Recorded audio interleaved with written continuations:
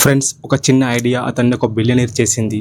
Zomato co-founder అయిన దీపిందర్ గోయల్ గారు IIT ఢిల్లీలో తన గ్రాడ్యుయేషన్ కంప్లీట్ అయ్యాక బెయిన్ అండ్ కంపెనీలో సీనియర్ అసోసియేట్ కన్సల్టెంట్గా తన కెరీర్ స్టార్ట్ చేశాడు. అయితే తను వర్క్ చేసే కంపెనీలో ఎంప్లాయీస్ అందరూ లంచ్ టైంలో ఫుడ్ కోసం గంటలు గంటలుగా లైన్లో నిల్చుండేవారు. ఇది గమనించిన దీపిందర్ గారు అతడి ఫ్రెండ్ అండ్ కొలీగ్ అయిన పంకజ్తో కలిసి ఎంప్లాయీస్ టైం సేవ్ చేయడానికి ఫుడీబే.com పేరుతో ఫుడ్ ఆర్డరింగ్ వెబ్సైట్ని డిజైన్ చేశారు.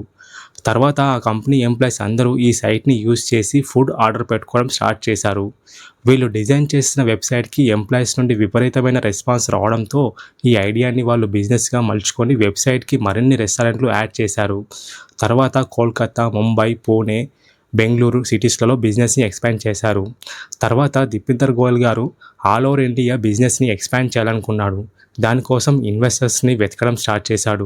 2011లో ఇన్ఫో ఎడ్జ్ సంస్థ $1 మిలియన్ ఫుడీబే.comలో ఇన్వెస్ట్ చేసింది. అప్పుడే వీళ్ళు తమ జాబ్కి రిజైన్ చేసి ఫుడీబే.comని జొమాటోగా మార్చారు. ఒక యాప్ని డిజైన్ చేసి ఆఫర్స్లు, క్యాష్ బ్యాక్లు ఇస్తూ కస్టమర్స్ అట్రాక్ట్ అయ్యేలా చేశారు. దీంతో కంపెనీ రెవెన్యూ ఎవ్రీ ఇయర్ పెరుగుతూ వచ్చింది. ప్రజెంట్ ఈ కంపెనీ మంచి లాభాల్లో ఉంది. దీని మార్కెట్ వాల్యూ సుమారుగా $23 బిలియన్. దీపిందర్ గోయల్ ఆస్తుల విలువ దాదాపు 8,000 కోట్ల పైనే ఉంటుంది.